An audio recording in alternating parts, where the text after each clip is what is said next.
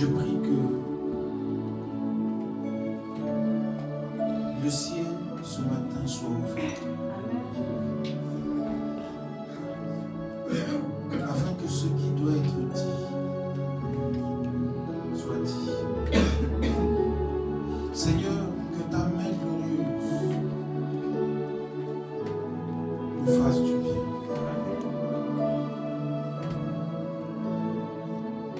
Béni sois-tu. Dans le nom de Jésus-Christ. Quelqu'un me dit Amen. Amen. Acclame Jésus. Assieds-toi dans la présence de Dieu.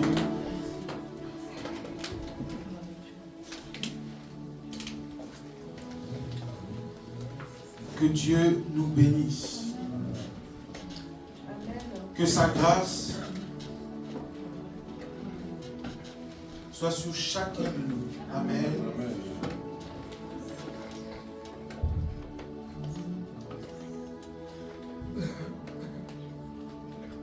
Dis à ton voisin, tout va bien. Tout va bien. Regarde bien, dis-moi, tout va bien. Tout va bien. Amen. Je bénis Dieu pour votre présence. Amen. Et je veux rendre grâce à Dieu aussi pour l'arrivée de son serviteur. Est-ce qu'on peut acclamer le Seigneur pour l'arrivée de son serviteur? Est-ce qu'on peut acclamer Jésus?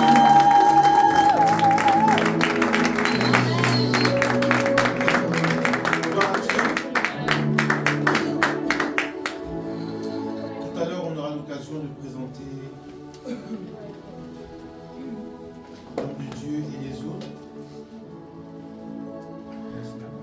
Je vais aujourd'hui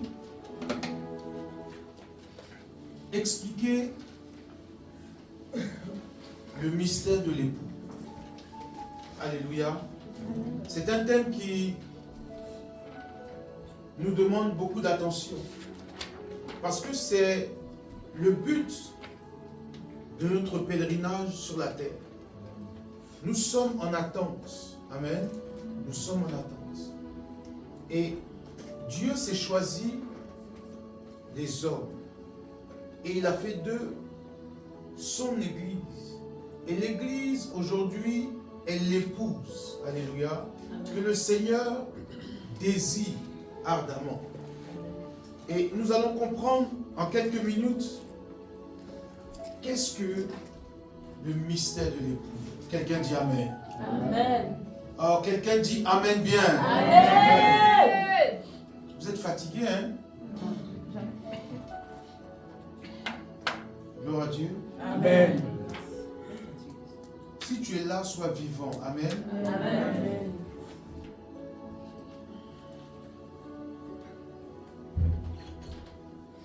Nous allons aller rapidement dans le livre de la Genèse. Et je vais expliquer, je vais beaucoup enseigner. Et après, les hommes de Dieu qui vont passer vont nous faire du bien. Il faut qu'on puisse expliquer c'est quoi l'époux, c'est quoi l'épouse. Voilà. Genèse chapitre 2, à partir du verset 7. Nous allons commencer. Genèse chapitre 2, en son verset 7. Oui, vas-y. Genèse 2, à partir du verset 7. L'Éternel Dieu façonna l'homme avec la poussière de la terre. Il insuffla un souffle de vie dans ses narines, et l'homme devint un être vivant. Quelqu'un dit Amen. Amen. J'aimerais aller pas à pas pour vraiment élucider ce mystère. Parce qu'il y a vraiment quelque chose de caché que nous devons toucher. Alléluia. Je veux que tu dises un Amen bien. Amen. Je veux que tu te réveilles. Dis à ton voisin. voisin, réveille-toi.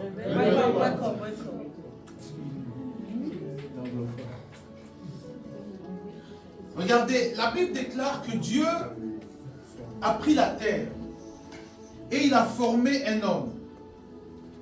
Et quand Dieu forme l'homme, l'homme était un cadavre. L'homme n'était pas vivant. Dieu a créé un être qui était mort. Alléluia. Quand Dieu crée l'homme, l'homme est mort. L'homme n'est pas vivant. L'homme est mort. Malgré qu'il ait un cœur, malgré qu'il ait des cellules, malgré qu'il ait des hormones, malgré qu'il ait des yeux, une cervelle, l'homme était mort. C'était un cadavre, sans vie.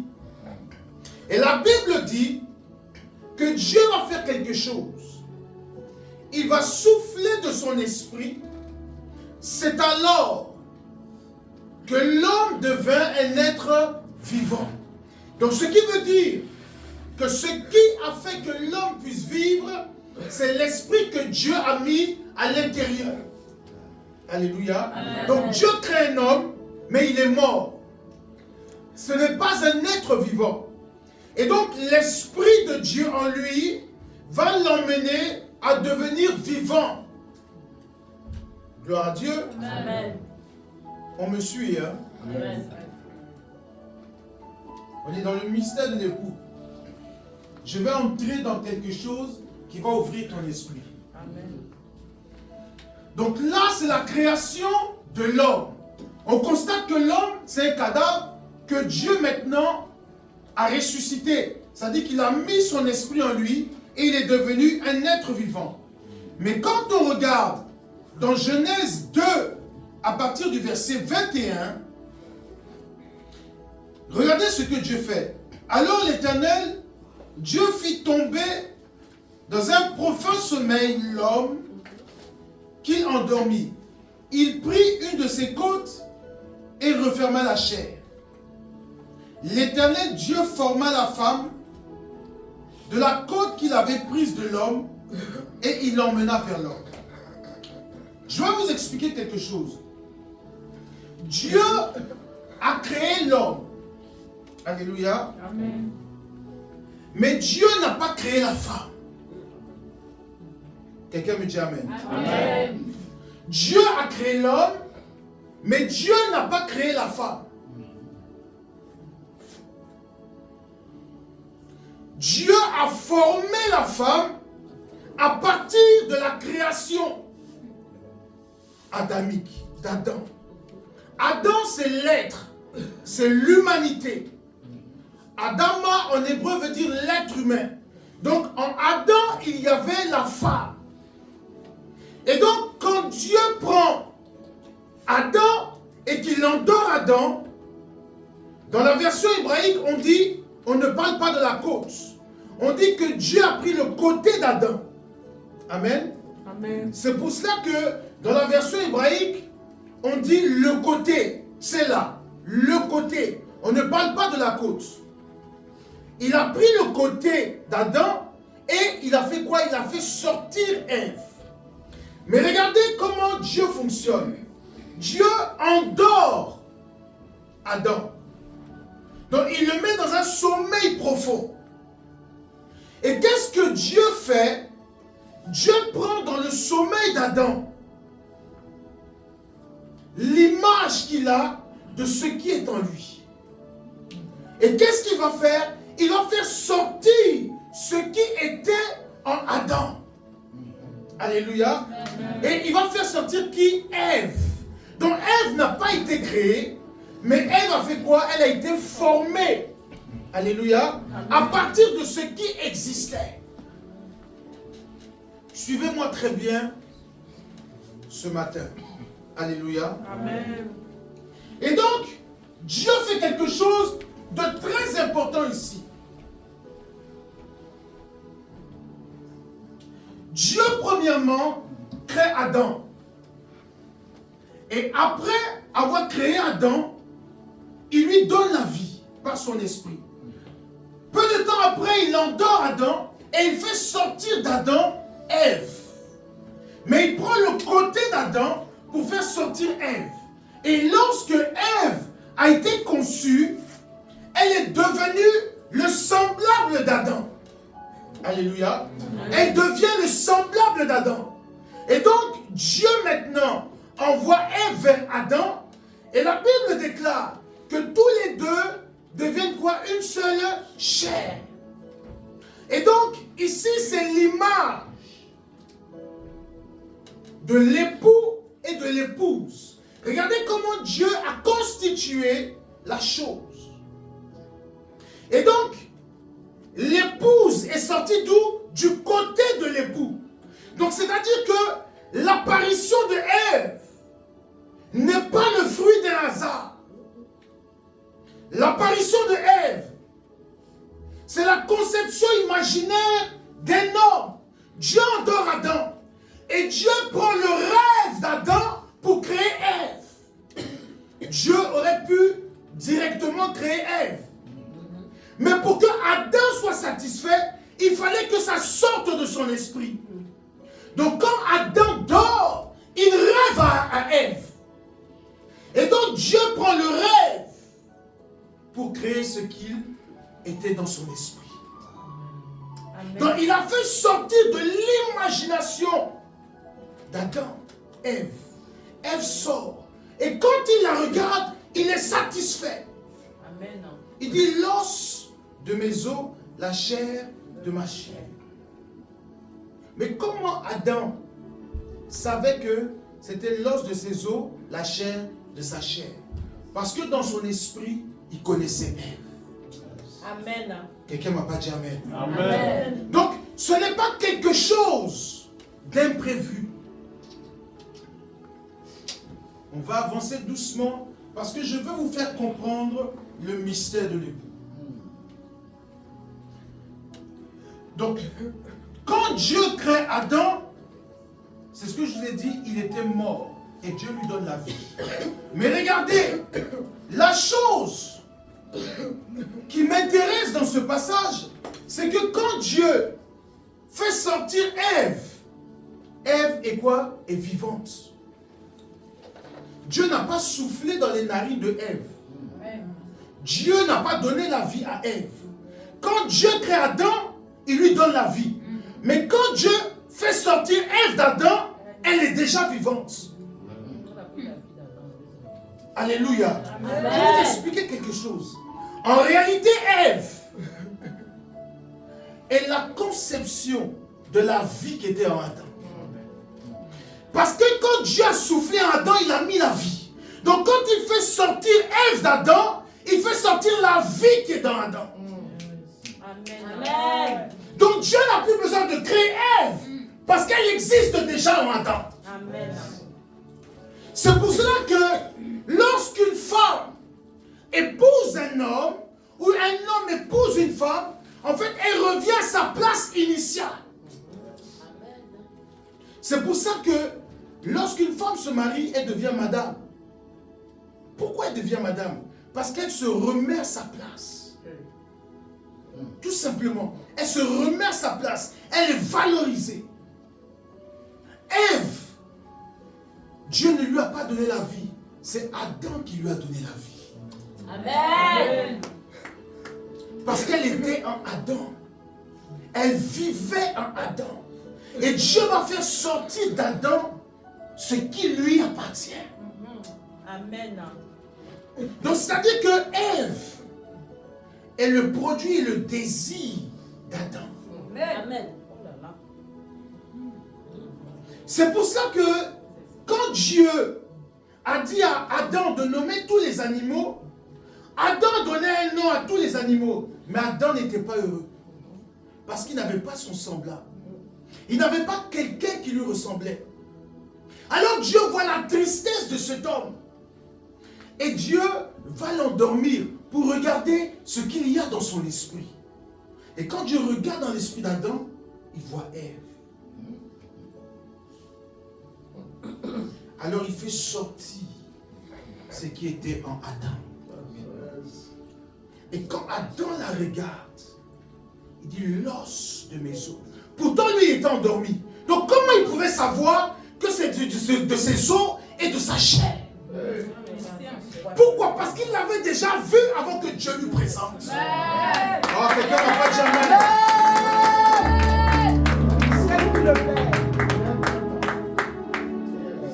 Donc, ce n'est pas quelque chose hasardeux. Dieu est trop mystérieux.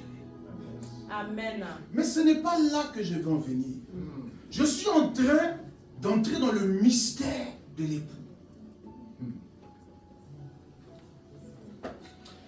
Quand vous regardez, il y a eu quelque chose de semblable. Pourquoi je vous explique cela? Si Ève est sortie d'Adam, donc d'où est sortie l'épouse de Christ? D'où est sortie l'épouse? Et pourquoi on s'appelle l'épouse? Je suis un homme. Dieu dit je suis une épouse. Je ne suis pas l'époux, je suis l'épouse. Donc je comprends qu'en fait dans la spiritualité, il n'y a ni homme ni femme. Dieu veut épouser un individu. Dieu veut épouser sa création. Dieu ne cherche pas un sexe. C'est pour cela qu'il y a un problème. Quand les gens parlent de la femme dans le ministère, l'homme dans le ministère, c'est une mauvaise lecture. Pourquoi? Parce qu'il n'y a ni homme ni femme. Donc, celle qui prend le micro pour parler n'est pas une femme. La Bible dit que Dieu a tant aimé les hommes. Il a aimé les hommes.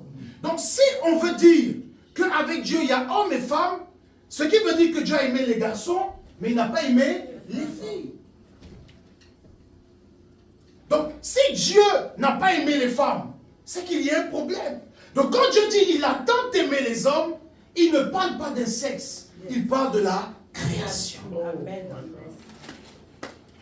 Donc, pourquoi voulez-vous qu'il y ait un ministère de femmes et un ministère d'hommes? Parce que l'esprit qui est en toi n'a pas de sexe. C'est une parenthèse, j'arrive. On est en train d'entrer dans le mystère de l'époux. Pourquoi? Parce qu'en fait, il dit l'épouse. Donc je vais vous faire comprendre qu'il ne parle pas d'homme et il ne parle pas de femme. Mais il parle de la création, de l'être humain. Donc quand on regarde dans les termes hébraïques, quand on dit Adam, c'est Adama. Adama, c'est l'être humain. C'est l'être humain, c'est l'univers. C'est le sol, l'argile, la création. Et tout homme est tiré de là. C'est pour ça que l'apôtre Paul dit que la femme est sortie d'où? De l'homme. Et regardez, il y a un grand mystère. Et je commence mon message. Quelqu'un dit Amen? Amen. Alors quelqu'un dit Amen. Viens, je vais parler. Amen. À la croix, dans Matthieu, chapitre 19, verset 34, il y a quelque chose qui s'est produit. Je vais lire. Et vous allez comprendre pourquoi j'ai parlé d'Adam. Jean chapitre 19.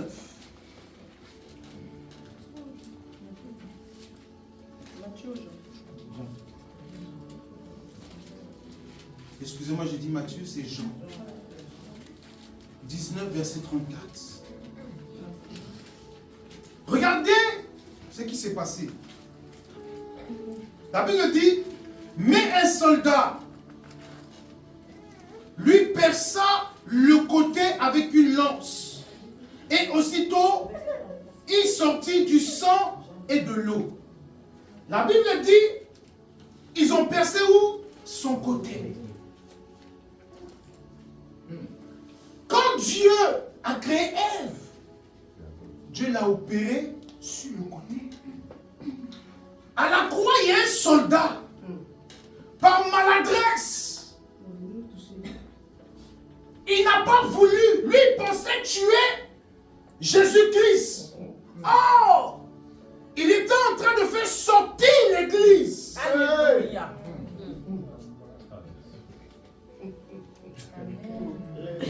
Il était en train de faire sortir l'église. Pour que Christ nous appelle son épouse, il faut qu'il y ait chirurgie. De la même manière d'Adam, il fallait que l'Église puisse sortir du Christ. Amen. Pour que Christ nous appelle son épouse, il faut que l'Église puisse sortir de Christ comme Ève est sortie d'Adam. Et donc à la croix, il perce. L'eau est sortie, le sang est sorti. Deux mystères. Le sang, c'est l'alliance. Pourquoi? Parce que nous sommes issus de la nouvelle alliance. Dans l'Église que nous sommes, a une grâce particulière que l'Église du passé n'avait pas. Dans le passé, il y avait un peuple. Mais dans la nouvelle alliance, il y a une épouse. C'est différent. C'est différent. Il a dit à son peuple, à partir d'aujourd'hui, vous ne m'appellerez plus maître, mais vous m'appellerez Marie dans Osée. Amen. Il voulait leur faire comprendre quelque chose qui allait arriver. Mais avec Jésus-Christ, il passe son côté pour que l'épouse puisse sortir. Et au jour de la Pentecôte, l'Esprit est descendu. Pourquoi l'Esprit est descendu? Parce que quand Dieu a créé Adam, Adam était mort. Mais il a soufflé à Adam et Adam est devenu quoi? Vivant. Donc l'Église était morte. Elle n'était pas vivante. Mais il a fallu que Dieu souffle de son esprit au jour de la Pentecôte. Et l'Église est devenue vivante. Et l'Église, quand Dieu a vu que l'Église était vivante, il dit, voici mon épouse. Adam, lorsqu'il a vu Ève, il dit, la chair de ma chair, l'os de mes os. Donc Jésus nous regarde. Il dit qu'on est son épouse. Parce qu'on a quoi? Son esprit. Amen. C'est quoi ça?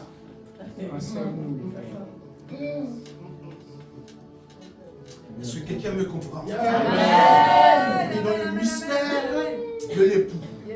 Amen. Donc l'Église a commencé à vivre depuis le jour où le côté du Seigneur a été percé. C'est pour cela que Pierre, étant avec Jésus, a pu le trahir. Parce qu'il était mort.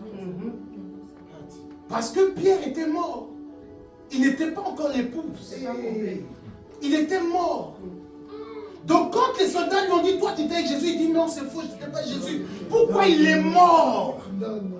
Mais quand il a reçu l'esprit de l'épouse, après la Pentecôte, ceux qui l'ont vu, il a dit, j'étais avec lui.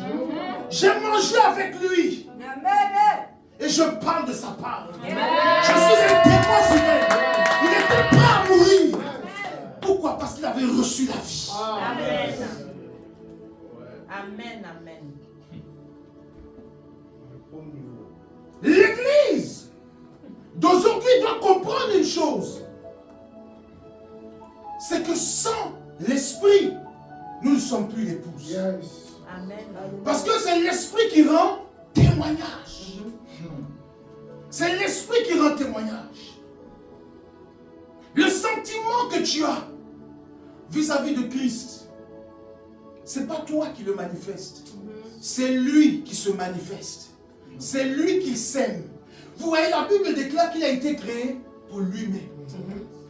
Ça dit que le désir que tu as quand tu adores Dieu, en fait, c'est lui-même qui s'adore. Oh my God. C'est lui-même qui s'aime. C'est lui-même qui s'élève. C'est lui-même qui se transfigure. C'est pour cela, merci.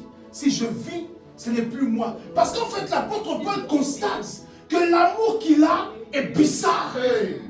La manière dont il aime n'est pas naturelle. Donc il se rend compte qu'il aime d'une manière que lui n'a jamais connue. Parce qu'il y a quelqu'un qui le fait aimer. Amen. Il y a quelqu'un qui le fait aimer. Alors j'ai compris que s'il y a certaines personnes encore qui n'ont pas l'amour de venir à l'église, qui n'ont pas l'amour de faire les choses de Dieu, c'est parce qu'ils ne sont pas encore arrivés au stade d'épouse. Donc ils ne connaissent pas l'époux. Vous voyez, la Bible dit, il y a beaucoup d'appelés, mais peu d'élus. Donc, en fait, tu quittes le monde, Dieu t'appelle, viens.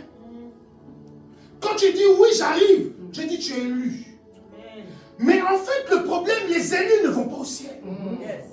Quelqu'un ne m'a pas dit amen. Les élus ne vont pas au ciel. Il n'y a pas d'élus au ciel.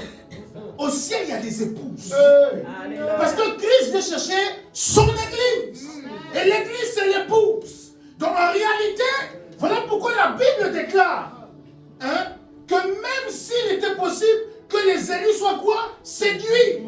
Pourquoi on peut séduire un élu? Parce qu'en fait, il n'est pas arrivé au stade final. Amen.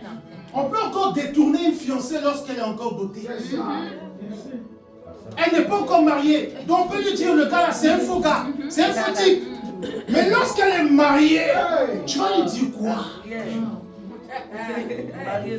On ne séduit pas une épouse. On séduit un élu.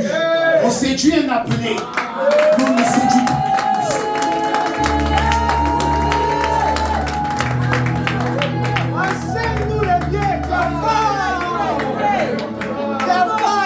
L'épouse a l'alliance. Elle a l'anneau. Elle est scellée. Amen. Tu dois arriver à ce niveau où lorsqu'on te dit quitte la maison de Dieu, tu vas lui dire tu es arrivé trop tard. J'ai épousé l'époux. Ta séduction n'a aucun effet sur moi. Ta manière de parler n'a aucune influence sur moi. Quand je venais d'arriver, tu pouvais me séduire, mais je l'ai épousé. Le mystère, c'est qu'en réalité, nous et Christ, nous faisons une seule personne. Écoutez, je vais vous dire quelque chose encore. Je vais finir.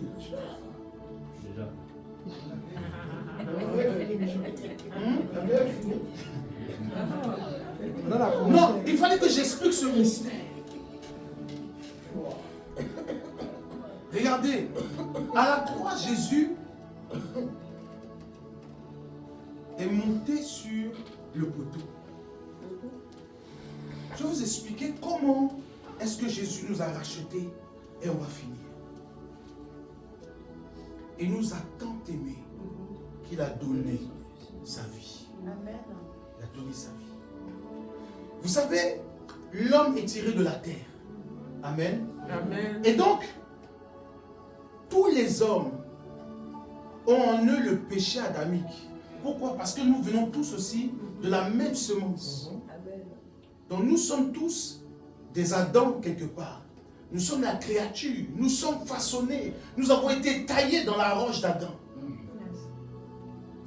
Lorsque Christ monte sur la croix, il y a un phénomène que Dieu m'explique. L'Esprit de Dieu me dit un jour, est-ce que tu sais pourquoi il a été suspendu? J'ai dit non. Il dit en fait, il ne fallait plus que Christ touche la terre. Étant élevé entre ciel et terre. Pourquoi il était élevé entre ciel et terre? Parce que lui, il portait quoi? Le péché de l'humanité. Donc si, ayant porté le péché, il est en contact avec la terre allait boire le péché. Maintenant, il ne peut pas monter aussi avec. Pourquoi? Parce que là-bas, c'est trop saint. Donc, il entre le parvis et le lieu très saint. Or, dans le lieu saint, c'est là qu'il y a la purification. Donc, Jésus est dans les airs. Et là, le péché est expié. Il a disparu dans l'air. Pas sur la terre, pas dans les cieux, mais dans les airs. Amen. C'est pour cela que Christ dit, il faut maintenant que je m'en aille. Il faut maintenant que je m'en aille. Parce que vous êtes libre. Mais maintenant, il vous faut la vie. Et ce soir, c'est cette vie-là que nous allons avoir. Amen. Parce qu'il faut que tu deviennes l'épouse. Amen. Vous savez, quand tu es l'épouse de l'époux, alors tu commences à concevoir. C'est ça le mystère. C'est-à-dire qu'en fait, tu dois devenir enceinte. Voilà pourquoi la Bible dit, mon temps est passé. Ah, lui, je balance seulement. Je peux aller. Un professeur. La Bible déclare que la terre attend avec quoi? Un ardent désir. Elle soupire quoi? Les douleurs de l'enfantement. En fait, ce que vous n'avez pas compris, quand on dit la terre, c'est toi et moi. On souffre depuis des moments. La gloire qui est en nous n'arrive pas à jaillir. Mais le temps arrive où ceux qui portent le Christ vont libérer ceux qui sont encore chargés. Amen. Ce soir, tu dois vivre. L'époux doit te donner la vie. Tu dois sortir de ton état chaotique. C'est une relation. Je comprends pourquoi il y a beaucoup de personnes qui sont encore nonchalantes dans les choses de Dieu. Parce qu'ils ne sont pas arrivés à ce stade-là. Et c'est très dommage. Parce que l'époux revient chercher son église. Mais regardez l'état de l'église. Les gens sont encore dans la méchanceté. Les gens sont encore dans l'abomination. Les gens sont encore dans l'idolâtrie. Les gens sont encore dans les mauvaises choses. Comment est-ce que tu viens voir ta fiancée et elle est en train de coucher avec un autre homme? Vous savez, Jésus-Christ, Dieu dit à son peuple que vous êtes un peuple adultère. Pourquoi? Parce qu'en fait, vous êtes prosternés devant un autre Dieu. Vous savez, le fait d'aimer le monde plus que Dieu, vous êtes en train de commettre un adultère sur le plan spirituel. C'est ça. Et Dieu pleure. Il vient chercher une église, mais une église qui ne l'aime plus. Il vient chercher une église qui est passionnée par ses désirs. Aujourd'hui, l'argent est devenu beaucoup plus passionnant que Dieu. Regardez aujourd'hui les gens, ils courent après le travail, ils courent après l'argent, mais ils ne courent plus après la vie. Amen. C'est dommage. C'est vraiment dommage. J'ai croisé une jeune sœur qui me disait, pasteur, j'ai eu un rêve. Elle me dit, est-ce que tu peux m'expliquer mon rêve? Je lui ai dit oui. Elle me dit, je marchais dans la rue et le ciel s'est ouvert. Et elle a entendu la voix de Dieu qui lui dit, je ne suis pas content de toi. Je ne suis pas fier de toi. Que je ne t'ai pas envoyé sur terre pour mener cette vie. Elle dit, elle a commencé à pleurer. Elle dit à Dieu, mais qu'est-ce que tu veux que je fasse? Et Dieu lui dit, ton temps est écoulé. Elle me dit, pasteur, je me suis réveillé, j'avais les larmes aux yeux. Je lui ai dit, mais est-ce que vous vous rendez compte que vous êtes passionné par vos vies?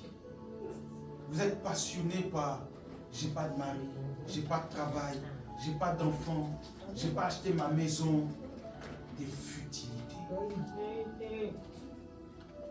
C'est pas pour ça que Dieu nous a envoyés sur terre. Il nous a envoyés pour préparer son arrivée. Amen. Là, nous sommes en train de préparer le retour du Seigneur. C'est ça l'épouse. Le travail de l'épouse, avant que l'époux arrive, elle doit préparer la maison, balayer, nettoyer, parfumer, orner les lieux, dresser le lit. Quand l'époux va arriver, il sera dans la joie. Mais regardez l'épouse. Elle est dehors en train de s'amuser. Elle a laissé la maison sale. Ce soir, que l'Esprit de Dieu te ramène dans sa présence. Amen. Que Dieu nous bénisse. Amen.